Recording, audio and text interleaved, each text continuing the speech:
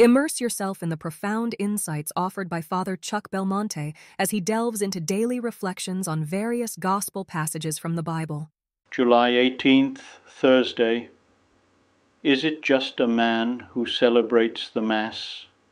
In the liturgical actions, Christ is the high priest who offers God the glory that is his due and associates the Church with himself in his action. We must have a great love for the liturgy, because our whole life should be centered on the Holy Mass, the summit of all the Church's liturgical actions.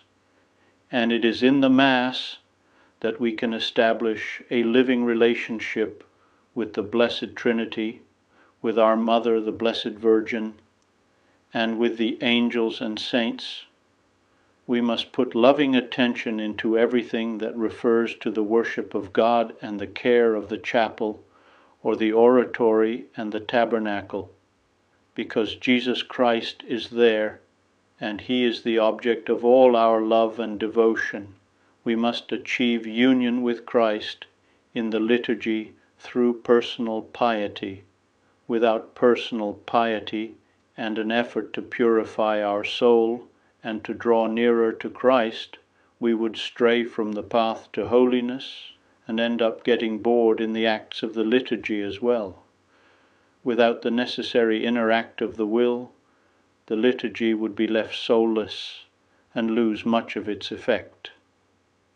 There can never be any opposition between the liturgy and other practices of piety, because they are all directed to the same end, giving glory to God and sanctifying souls. The human heart asks for these external acts. It needs to express itself in words and gestures, and in their turn the beauty of the ceremonies, the harmony of the singing, and the solemnity of the liturgical rites all move our heart to greater love for God. Even our prayer should be liturgical. In the course of the year, the Church presents to us the principal events of Jesus' life.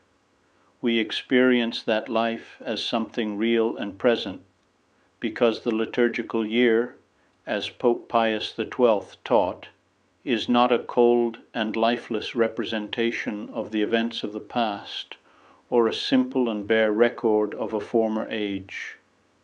It is rather Christ himself who is ever living in his Church. As we follow the different aspects of his life that are brought before us, we will find new virtues to imitate and new reasons for gratitude and love. In the readings and prayers, the liturgy also brings us the echo of Christ's own preaching and supplies us with a precious reservoir of material on which to draw for our own personal meditation. The liturgical life and the interior life are inseparable because they depend on one another. It would be a mistake and a pitfall on the path to holiness to neglect either of the two. The prayers and petitions of the liturgy may become a theme for our aspirations throughout the day, and our contact with God in the Mass should be prolonged in visits to the Blessed Sacrament and other acts of piety. I would be delighted to extend an invitation to you once again tomorrow for another insightful reflection on the Gospel by Father Belmonte.